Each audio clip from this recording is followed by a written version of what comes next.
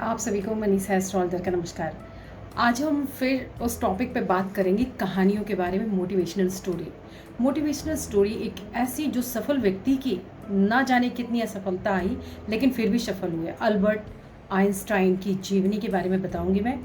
आधुनिक भौतिक विज्ञान के जन्मदाता अल्बर्ट आइंस्टाइन ने भौतिक विश्व को उसके यथार्थ स्वरूपों में ही समझने का प्रयास किया था। इस संबंध में उन्होंने कहा था कि शब्दों का भाषा कुछ जिस रूप में लिखा या बोला जाता है, मेरी मेरी विचार पद्धति में उनकी उस रूप में कोई भूमिका नहीं है। पारंपरिक शब्दों अथवा अन्य चिन्हों के लिए दूसरे चरण में मात्र तब परिश्रम करना चाहिए जब संबंधीकरण का खेल फिर से दोहराया जा सके।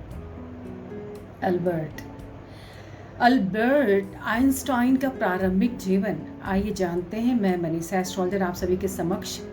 जन्म 14 मार्च 1879 को जर्मनी के उल्क नामक छोटे से कस्बे में हुआ था। उनके पिता का नाम हर्मन आइंस्टाइन और माता का नाम पॉलिन था।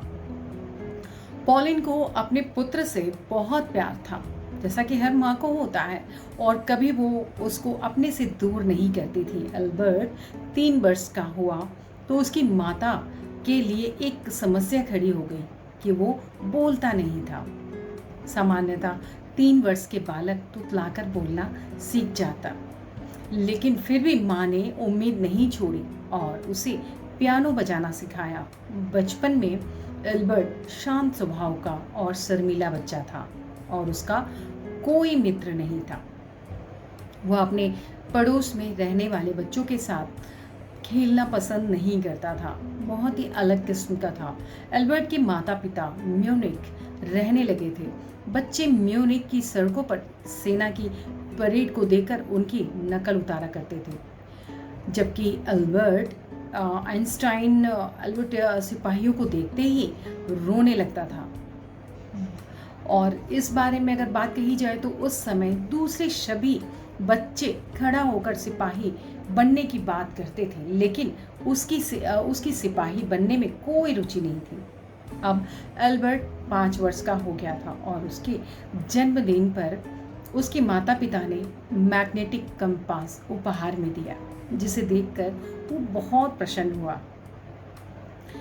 जब उस मैग्नेटिक कंपास की सुई हमेशा उत्तर दिशा की तरफ रहती तो उसके दिमाग में प्रश्न आते थे कि ऐसा कैसे और क्यों होता है। एल्बर्ट बचपन से ही पढ़ने लिखने में होशियार थे और कहा जाता है कि लेकिन शिक्षकों के साथ उसका तालमेल नहीं बैठता था। बहुत ही अलग किस्म के थे क्योंकि वो रटने वाली विद्या सिखाते थे। एल्बर्ट ईसाई नहीं यहूदी थे, जिसके कारण स्कूल में ईसाई लड़के उसे परेशान करते थे। इसी वजह से उनका दिमाग में अकेलेपन की भावना आ गई थी।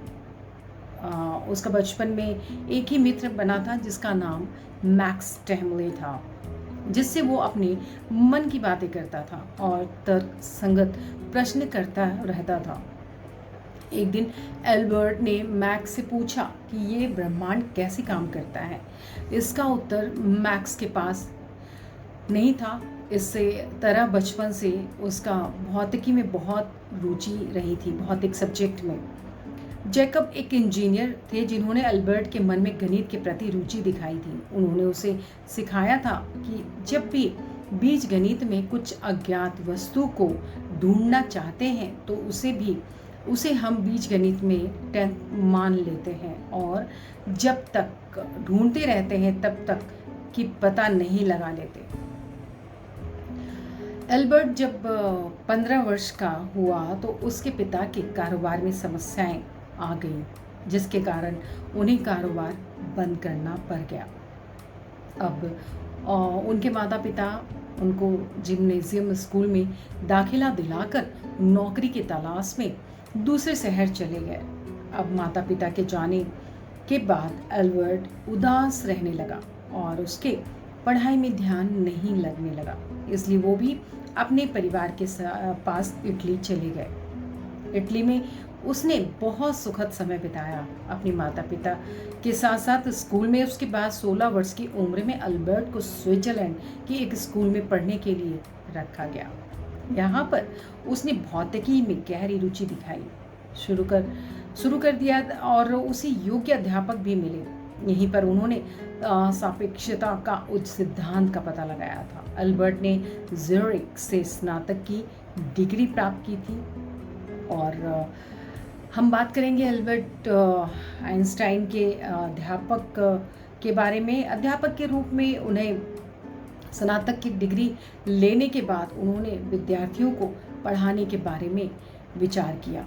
वो एक अच्छे अध्यापक बने, लेकिन एल्बर्ट के अधिक ज्ञान की वजह से प्रारंभ में उन्हें नौकरी नहीं मिली। सन 1902 की बात करें तो 1902 में अल्बर्ट आइंस्टाइन को स्विट्जरलैंड के बर्न शहर में एक अस्थायी नौकरी मिल गई। अब उन्हें अपने शोध लेखों को लिखने और प्रकाशित कराने का बहुत समय मिला। उन्होंने डॉक्टरेट की डिग्री प्राप्त करने के लिए मेहनत करना शुरू कर दिया और अंत में उन्हें डॉक्टरेट की उपाधि मिल ही गई। एल्बर्ट आइंस्टाइन के बारे में बात की जाए तो वैज्ञानिक के रूप में उन्हें देखा जाता है और ज़्यूरिख विश्वविद्यालय में उनको प्रोफेसर की नियुक्ति मिली और लोगों ने उन्हें महान वैज्ञानिक मानना शुरू कर दिया। 1905 की बात की जाए तो 26 वर्ष की आयु में उन्होंने सापेक्षता का सिद्धांत प्रतिपादित किया, जिसने उन्हें विश्व विख्यात कर दिया। इस विषय पर उन्होंने केवल 4 लेख लिखे थे, जिन्होंने भौतिकी का चेहरा बदल दिया। इस सिद्धांत का प्रसिद्ध समीकरण E=mc2 है, जिसके कारण परमाणु बम बन सका। इसी के कारण इलेक्ट्रिक ऑय की बुनियादी रखी गई। इसी के कारण ध्वनि, चलचित्र और टीवी पर शोध हो सके। आइंस्टाइन को अपनी इसी खोज के लिए विश्व प्रसिद्ध नोबेल पुरस्कार मिला था। सारा संसार आइंस्टाइन की प्रशंसा करने लगा और जगह जगह पर समारोह आयोजित किए जाने लगे। इतना सब कुछ होने के बाद भी वो हमेशा नम्रता से रहते थे। आइंस्टाइन विश्व शांति और समानता में विश्वास रखते थे। इसी कारण उन्हें गांधी जी की तरह महान पुरुष कहा जाता था। आइंस्टाइन को अपने जीवन में सबसे ज़्यादा दुख तब हुआ जब उनके वैज्ञानिक आविष्कारों के कारण बाद में परमाणु बम का आविष्कार हुआ था, जिससे हिरोशिमा और नागासाकी जैसे नगर ध्वस्त हो गए थे। आइंस्टाइन का परिवार, उनके परिवार के बारे में मैं बताना चाहूँगी। 1903 में एल्बर्ट आइंस्टाइन का विवाह मिल्वा मैरी से हुआ। उनके यहाँ 2 पुत्रों एल्बर्ट और एडवाइन ने जन्म लिया था। आइंस्टाइन के विवाह से पहले भी एक पुत्री थी, जिसे आइंस्टाइन ने गोद लिया था, लेकिन उसकी बचपन में ही मौत हो गई थी। 14 फरवरी 1919 में उनका मैरिक से तलाक हो गया और इसी वर्ष में उन्होंने दूसरी शादी कर ली थी। उनकी दूसरी पत्नी का नाम एल्सा था, लेकिन वो भी 1936 में चल बसे।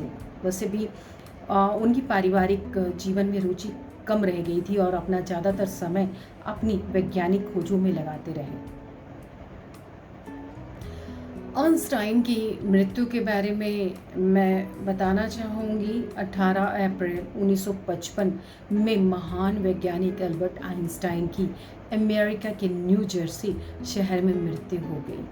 वो अपने जीवन के एक तक कार्य करते रहे और मानवता की भलाई में उन्होंने अपना जीवन समर्पित कर दिया था। इतना सब होने के बाद भी वो किसी के घनिष्ठ मित्र नहीं बन सके, क्योंकि उनका लक्ष्य हमेशा सृष्टि को जानने का रहा था।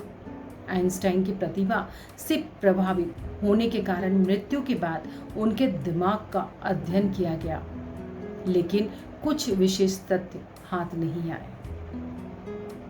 तो ये थे आइंस्टाइन वैज्ञानिक की कहानी। सफल व्यक्ति की असफलता भी हुई, लेकिन जिनको सफल होना होता है, अपने लक्ष्य पर टारगेट बना के चलते हैं, तो वो एक दिन सफल जरूर होते हैं। इस मोटिवेशनल स्टोरी को आप सभी के समक्ष लाने का मेरा मकसद यही है कि इनसे आपको बहुत अच्छी सीख मिलती है। डिपेंड करता है आप इस स्टोरी से क्या कौन सी बातें पिक करते हैं। मेरी हमेशा आप सभी को बेस्ट विशेष है कि आप यूं ही सफल होते रहें, असफलता पर ध्यान ना दें, बस अपने लक्ष्य पर ध्यान दें। हमें कमेंट बॉक्स में कमेंट करना ना भूलें ताकि मैं इस तरह की स्टोरी आप सभी के समक्ष लेके आती रहूं। मैं मनीषा एस्ट्रोलॉजर आप सभी का धन्यवाद करती हूँ। नमस्कार।